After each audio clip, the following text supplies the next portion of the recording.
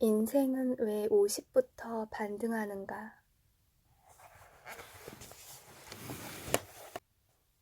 고단하지만 새로워지는 시간.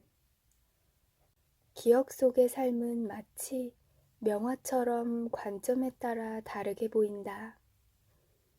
내 마음의 눈에 비친 나는 다시 20살 무렵이 되어 국립미술관에서 처음으로 토머스 콜의 연작을 감상하고 있다. 젊은 날의 내게 유년의 강보에 쌓인 천지남은 분명히 공감이 간다. 문자 그대로 하늘을 찌르는 청춘의 포부 역시 마찬가지다. 성년의 입산로에 서 있는 나는 아직 뚜렷이 뜻을 정하진 않았지만 세상에 큰 족적을 남기기를 원한다. 그때 나는 훗날 최신 연구 성과를 접하고 뒤돌아보는 관점에서는 무엇이 보일지 알 길이 없었다. 이후 나는 직업적으로 성공한다.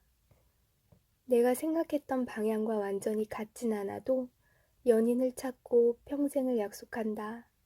감사해야 할 것들이 잔뜩 생긴다. 하지만 천공의 성은, 저 멀리 빛나는 이 성은 어쩌면 우리가 도달하리라 기대하는 객관적 상황인 물리적 포부와 사회적 포부를 상징하는 것이 아니라 우리가 도달하리라 기대하는 행복, 다시 말해 주관적 포부를 상징하는지도 모른다. 인생 여로에서 특히 주목할 점은 여행자가 전적으로 혼자라는 사실이다. 그 속에는 타인도 도시도 사회도 존재하지 않는다. 이에 대해서는 콜이 인생에서 사회적 유대의 중요성을 안일하게 생각했다는 해석이 존재한다. 또 그가 묘사하는 것이 인생의 객관적 상황이 아니라 심리적 차원, 즉 우리 모두가 근본적으로는 혼자로 존재하는 내면 세계라는 해석이 있다.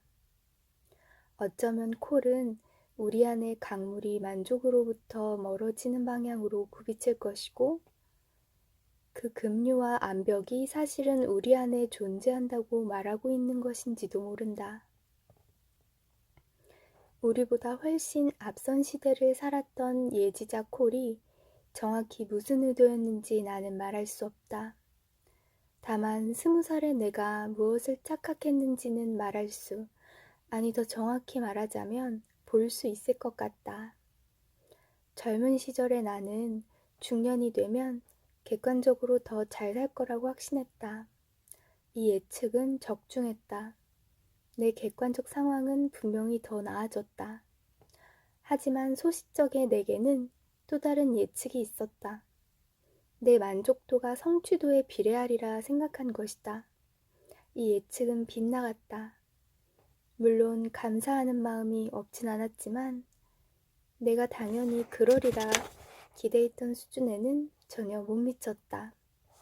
낙관 예측 오차의 감소, 상향식 사회적 비교, 쾌락의 쳇바퀴를 포함해 40대의 나는 되먹임 고리에 갇혀 쩔쩔매고 있었다. 만약 오늘날의 콜이 인생 여로를 그린다면 성년과 노년 사이에 그림 하나를 더 그려야 할 것 같은데 여기에 대해서는 뒤에서 다시 논하겠다. 일단은 행복 곡선에서 내게 가장 중요한 그리고 어쩌면 가장 불쾌한 그런 지점에 대해 잠시 이야기하려 한다. 바로 슈반트의 곡선들이 수렴하고 교차하는 과정에 있는 중년이라는 중간지대다. 이 지점에서는 예측 오차가 줄어들고 있긴 하지만 완전히 없어지진 않았다. 곧 실망감이 사라질 테지만 지금 당장은 영원히 사라지지 않을 것처럼 느껴진다. 현실주의가 당도했으나 아직 제대로 자리 잡지 못했다. 이곳은 U자의 밑바닥, 위험지대다. 우리는 아직 전환이 완료되기 전인 이 시기가 무엇이 아닌지 알아야 한다. 이 시기는 위기가 아니다. 적어도 대부분의 사람에게는 그렇다. 슈반트의 연구, 그리고 샤롯은 물론이고 앤드루 오즈월드와 데이비드 블렌치플라워, 또 캐럴 그레이엄의 연구에서 요체는 무엇일까? 그것은 바로 행복 곡선이 우리 정서적 안녕의 갑작스러운 붕괴나 단절을 의미하지 않는다는 사실이다. 변화는 점진적으로 일어나며 누적된다. 젊음의 낙관 편향이 쭉쭉 빨려나가면서 실망감의 증가분이 차곡차곡 쌓인다. 슈반트의 방정식에서 보다시피 부정적 되먹임이 있다는 것은 실제로 우리가 객관적인 붕괴나 정서적 격발이 없어도 누적되는 실망감을 느낄 수 있다는 뜻이다. 따라서 중년의 위기는 번지수를 잘못 짚은 개념이다.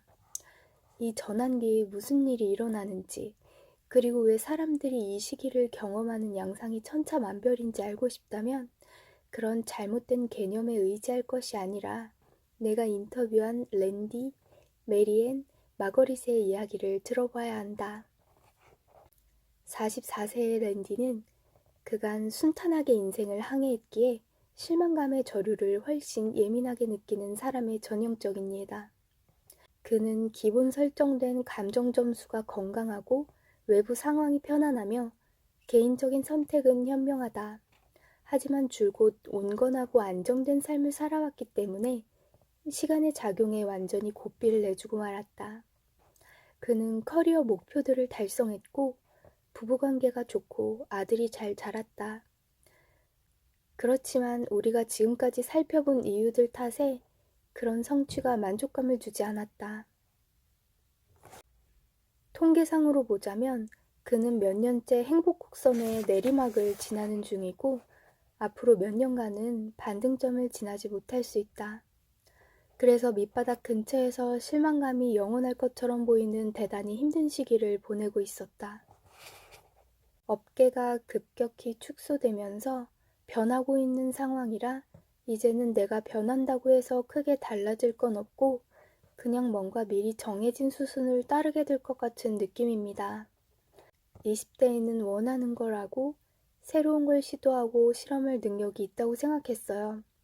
이제는 지금과 같은 생활을 유지하려면 그러니까 좋은 집에서 아이를 키우면서 대학 등록금을 모으고 가족 휴가를 다니고 하려면 항상 재밌진 않아도 벌이가 좋은 직업을 계속 유지해야 할 것 같아요.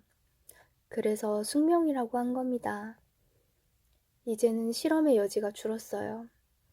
혹시 그에게 도피에 대한 환상이 있을까? 물론 있죠. 그는 휴가 때 멕시코의 아름다운 석호에서 카약을 타며 일몰에 감탄했던 때를 떠올렸다. 그때 그렇게 살고 싶다고 생각했어요. 다 정리하고 멕시코에 와서 밤에 별이나 보면서 살자. 그는 가끔 조기 은퇴에 대한 환상에 젖기도 한다. 이걸 20년 더 할 수 있을까? 매일 아침 6시에 일어나 계속 지금처럼 산다고? 그럴 순 없지. 혹시 중년의 위기를 겪고 있나요? 내가 물었다. 중년이긴 하죠. 그런데 위기라고 하면 무슨 일이 갑자기 벌어졌다가 갑자기 해결되는 느낌이에요. 장기적인 느낌을 더 잘 살린 표현이 있을 것 같은데요. 그는 지금 6점인 인생 만족도가 몇 년 후에는 7점 정도로 소폭 상승할 것이라고 대답했다. 하지만 이내 자신의 낙관론이 어느 정도는 강요된 것이라고 인정했다. 일부러 낙관적으로 생각하려고 해요. 안 그러면 계속 살 이유가 별로 없을 것 같아서요. 어떤 식으로든 삶을 버텨낼 근력만큼은 꽤 잘 길러왔어요. 내게는 그의 말이 낙관론이 아니라 극기론처럼 들렸다. 랜디와 대화를 나누면서 하네스 슈반트의 말이 떠올랐다. 한편으로는 과거에 대한 실망감을 강하게 느끼고 다른 한편으로는 미래에 대한 기대감이 증발하죠.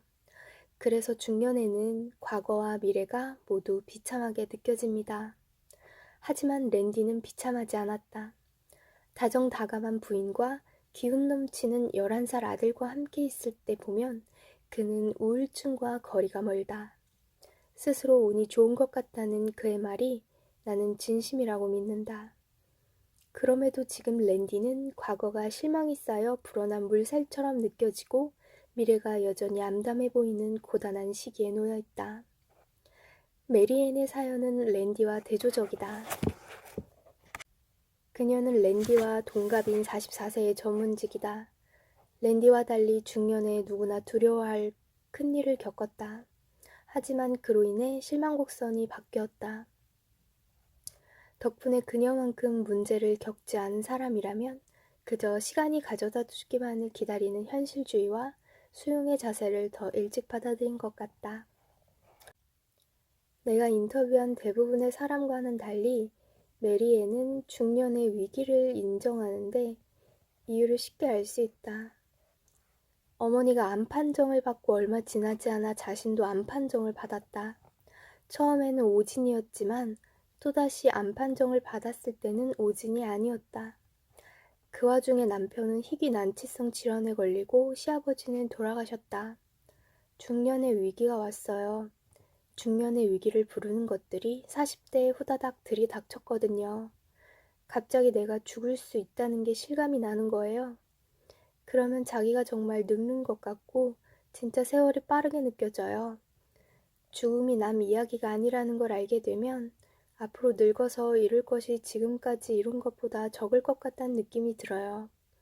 전형적인 증상이죠. 난 어떻게 보면 중년의 위기와 교과서적인 사례예요. 하지만 메리앤의 감정은 복합적이다. 그녀는 자신의 40대를 표현하는 말로 불안, 성찰, 감사를 들었다. 그런 사달을 겪고 어떻게 감사할까? 그들 부부가 이제 건강을 되찾았고 실현을 통해 그녀의 기대치가 재설정됐기 때문이다. 어려운 시절을 지나고 나면 세상에 사는 게 이렇게 좋은 거였어 라고 생각하게 돼요. 가끔 날씨 좋을 때 밖에 앉아 있으면 그래 이 맛에 살지 하는 거예요. 그녀는 캔들을 사다리 척도로 현재의 삶에 7점을 준다. 8점인 20대와 30대보다 조금 못하긴 해도 나쁜 점수는 아니다. 그녀는 앞으로 과거와 같은 모험을 즐기긴 어려우리라 보지만 그런 전망에 적응하고 있는 것 같다. 내가 하늘 아래 놀랄 일이 하나도 없을 만큼 늙었다고 생각하진 않아요. 큰 변화의 가능성을 아주 배제하진 않거든요. 다만 그런 변화를 당연한 것으로 기대하지 않을 뿐이죠. 그래도 괜찮을까? 이번 역시 복합적인 답이 돌아왔다. 내리막길에서 미끄러지는 걸 좋아할 사람은 아무도 없을 거예요. 하지만 난 그걸로 울고불고하지 않아요. 사소한 거에 일일이 신경 쓰기엔 너무 늙었거든요. 메리앤이 늙었다고 할 나이가 전혀 아닌데 너무 늙었다고 하는 건 객관적인 나이가 아니라 행복 곡선상의 주관적 위치를 두고 하는 말이다. 슈반트는 중년의 건강상 위기 같은 객관적인 시련을 겪으면 자신이 느끼는 실망감을 한결 쉽게 이해하고 수용해서 부정적인 되먹임의 악순환에 빠지지 않기 때문에 정서적 시련이 경감될 수 있다고 말한다. 물론 메리앤의 순환이 어떤 면에서건 좋은 일이었다고 말할 생각은 추호도 없다. 하지만 그녀가 심신의 고통 속에서 자신의 유한성을 자각했기에 비현실적인 낙관론이 비교적 빨리 증발해 버렸을지 모른다. 가족의 위기를 겪으면서 그녀는 기대 곡선의 후반부에 생기는 성숙한 현실주의를 빠르게 습득한 것 같다. 연대기적 나이는 랜디와 같지만 인생 만족도의 나이는 그녀가 10살쯤 더 많은 듯하다.